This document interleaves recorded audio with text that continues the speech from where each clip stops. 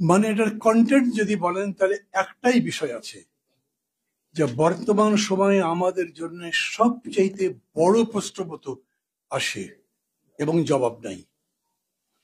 মানে এরকম হয় না, আমি জানি না ফখরুল ভাই এরকম কত মুখোমুখি হন বা মাহবুল্লাহ ভাই হন, কিন্তু আমাকে অনেকে প্রশ্ন করে বলছেন তো ভাই, কিন্তু এটা কি বদলাবে? এত বড় বড় ক্রাইসিস, বেশি বলে কোনটা জানেন? যেটা আওয়ামী লীগ নিজেই প্রচার করবে। কি করবেন, মানুষই খারাপ হয়ে গেছে, এগুলো ভালো করতে পারবেন না। এই যে দেখেন আমরা বহিষ্কার করে দিয়ে অপরাধ করি যারা দলের মধ্যে, তারপরেও এটা হচ্ছে। আমি আবার যেহেতু সক্রিয় রাজনীতিতে আছি, খোঁজ খবর নেই এবং দেখি, ধরেন মানিক একজন ছিল, জাহাঙ্গীরনগর বিশ্ববিদ্যালয়ে রেপে সেঞ্চুরি করেছে, জানেন সবাই, মারা গেছে, বিদেশ চলে গেছে, ইত্যাদি ইত্যাদি। তার ব্যাপারে যখন এত কথাবার্তা হয়েছে তখন তাকেও বহিষ্কার করা হয়েছিল দলে। ওরা করে কি, দল থেকে বহিষ্কার করে, কিন্তু সেই বহিষ্কৃত সদস্য বা নেতা কমিটির মিটিংয়েও বসে, অন্যান্য আলোচনার মধ্যে যার সবই থাকে, তার কোনো পানিশমেন্ট নাই, he is as good age before, ওরকমই থাকে। তো চেঞ্জটা হবে কেমনি? আর একটা হয়, ধরেন যেরকম বলে প্রশাসন, ভাই ব্যুরোক্র্যাটরা কোনো কথা শোনে? ব্যুরোক্র্যাটরা কি ভালো মানুষ? ওরা নিজেদের ধান্দার বাইরে কিচ্ছু করতে পারবেন না। আপনি যাবেন, ওদের কথা মতো ওরা যেরকম ফাইল দেবে সেই ফাইল সই করবেন এবং সেই রকম করেই দেশ চলবে। খুবই বড় ধরনের প্রশ্ন না? ধরেন দেশে যে রাহাজানি চলছে, এরকম পৃথিবীর কয়টা দেশে কবে চলেছে, এখন কি অবস্থা? এখনকার অবস্থা তো মোটামুটি আমরা জানি, কিন্তু এই রকম রাহাজানি সম্ভবত কখনো চলেনি। একটা লোক পুলিশের বড় কর্তা থাকবার পরে তার গোষ্ঠী শুদ্ধ সবাইকে শত শত বিঘা জমি কিনে দিয়েছে, কতগুলো ফ্ল্যাট কিনে দিয়েছে, এখন দুদক ইনভেস্টিগেট করছে তার কি কি সম্পত্তি আছে। আর যখন আগে দুদক করতে চেয়েছে তখন সেটার উপরে সরাসরি কোর্ট ইনজাংশন দিয়েছে, না তদন্তই করা যাবে না। তার মানে কত খারাপ জায়গায় যেতে পারে। সবই তো নষ্ট হয়ে গেছে, কিছু করতে পারবেন? তাই ভালো কিছু করতে পারবেন? আর যদি ধরেন সন্ত্রাসের কথা বলেন, এখানে যারা যারা আছেন তাদের সবার সাথেই আমার একটা ডিফারেন্স আছে। আমি তো ছাত্রলীগ করা মানুষ, ছাত্রলীগ দেখেছি, আওয়ামী লীগ দেখেছি, আওয়ামী লীগের ভেতরে ছিলাম, বিএনপিকে দূর থেকে দেখেছি, বাকিগুলোকে দূর থেকে দেখেছি। এরকম প্রশ্ন আমার মনে সব সময় হয়েছে, এটা বদলানো যাবে কি? তো বদলানো যদি নাই যায় তাহলে রাজনীতি করছি কেন? বদলাবার ব্যাপারে আমি যদি আশাবাদী না হই, আমার নিজের মধ্যে যদি সেটা নাই থাকে, তাহলে করবো কিরকম করে? তারপরেও পার্টির মধ্যে যে কিরকম করে এটা হতে পারে তার একটা ধারণা আমার আছে। খুব সিম্পল যদি বলি, ধরেন আজকের আওয়ামী লীগ হলো ক্রিমিনাল তৈরির একটা ফ্যাক্টরির মতো। আপনি যদি প্রথম আলো পড়েন, তৃতীয় পৃষ্ঠা খুললেই দেখবেন ওই আছে, হাল না নাগাদা কি বলে, হলফনামা সব বলছে। 5 বছর আগে ওই ইউনিয়ন কাউন্সিলের চেয়ারম্যানের 50,000 টাকা ছিল, এখন তার 5 কোটি টাকা হয়েছে। কোনো জবাবদিহি নাই, কারো কাছে কিছু বলতে হয় না, হিসাব দেওয়ার দরকার নাই। একবার হয়েছিল, প্রত্যেক 5 বছর পর পর এমপিরাও হিসাব দেবেন এবং তারপরে সেটা আবার তার ব্যাপারে ব্যবস্থা নেবে, সিস্টেমই উঠে গেছে।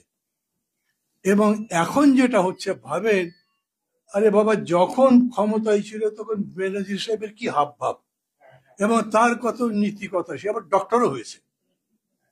মানে শিক্ষাকেও যে কতভাবে রেপ করা যেতে পারে এই সময় আমি তা দেখলাম। বিদ্যার উপরে কত বড় অত্যাচার নির্যাতন হতে পারে, জ্ঞানের উপরে কত বড় বিশ্রী চর্চা হতে পারে, সেগুলো দেখছি।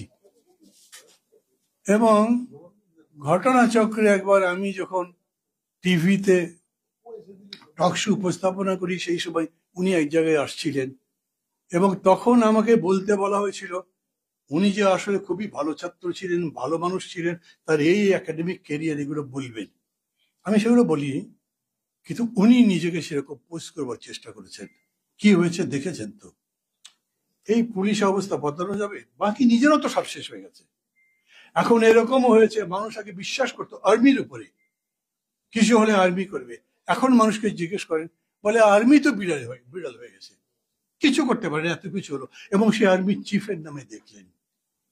এবং কত নির্লজ্জ, যে তথাকথিত একজন এমপি, আমি মাঝে মাঝে দেখি আমাদের নেতারাও কেউ বলেন এমপি আনার, আরে ভাই ও এমপি কোথায়, ওকে এমপি ছিল?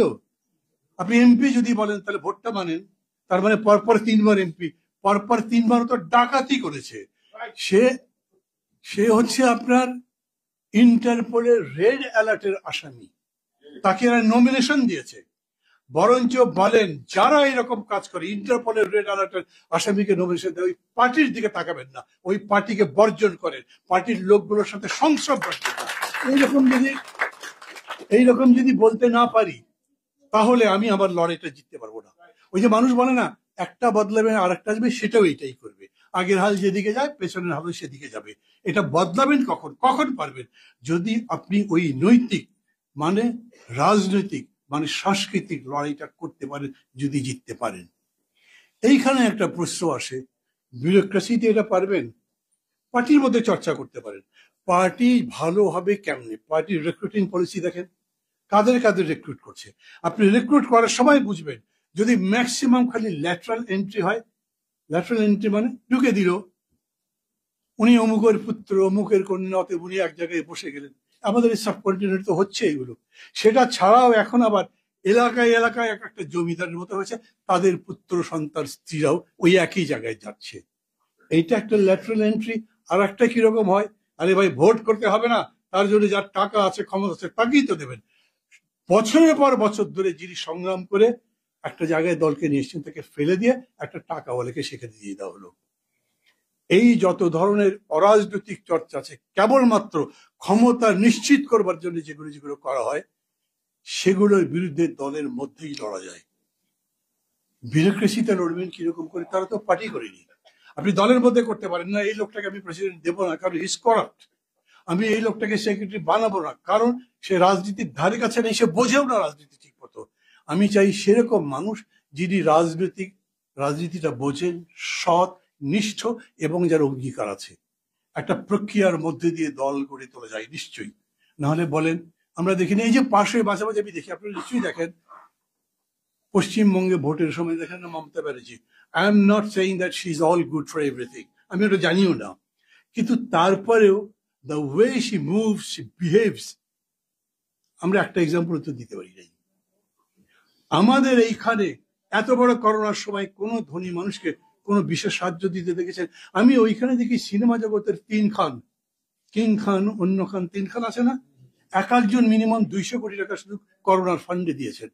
আমাদের মধ্যে সেই রকম কোনো প্রবণতা নাই, আমরা কেউ ওই জায়গায় যেতে পারি না। আর বিউরোক্র্যাটরা কি করেন?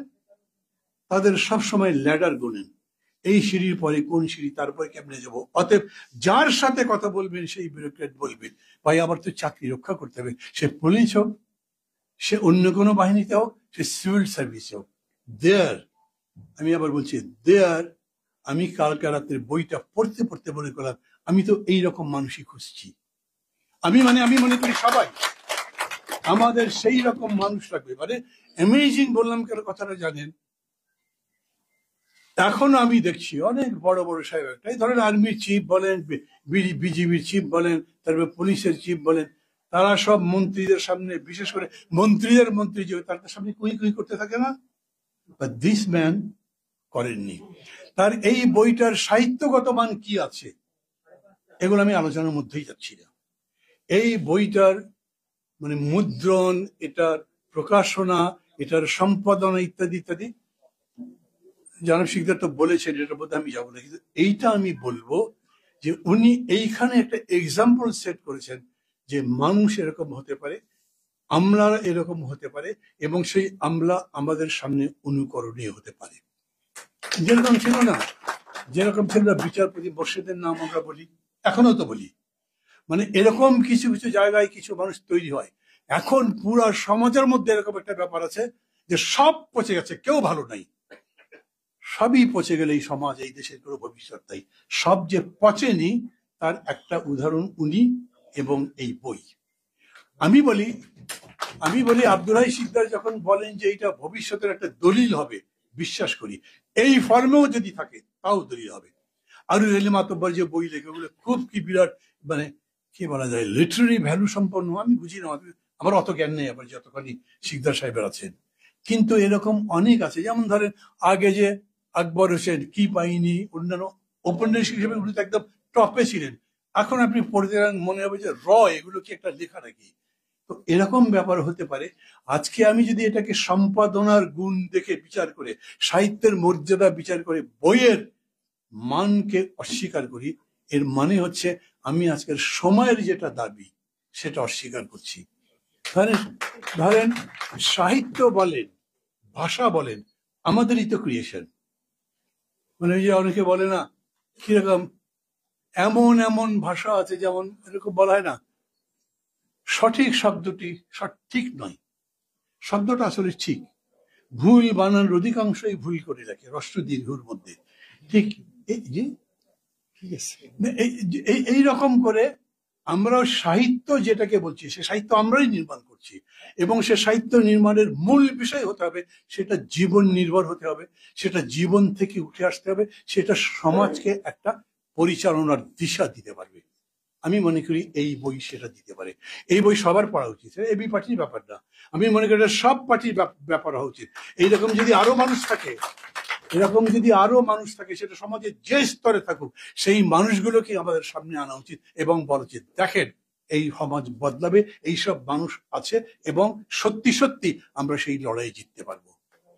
আমি মানে সোলাইমান ভাইকে তো ধন্যবাদ দেবই, মানে শুধু লেখার জন্য, তার সামগ্রিক কর্মকাণ্ডের জন্য, তার সাথে সাথে আজকে এই প্রকাশনা অনুষ্ঠান যারা করছেন, এই সামগ্রিক অনুষ্ঠানের মধ্যে যারা যারা দায়িত্ব পালন করেছেন তাদের সবাইকে ধন্যবাদ দিচ্ছি। এই রকম একটা অনুষ্ঠান, এরকম একটা বই এবং এই রকম একটা মানুষকে আমাদের সামনে হাজির করবার জন্য। ভালো থাকবেন সবাই, খোদা হাফেজ।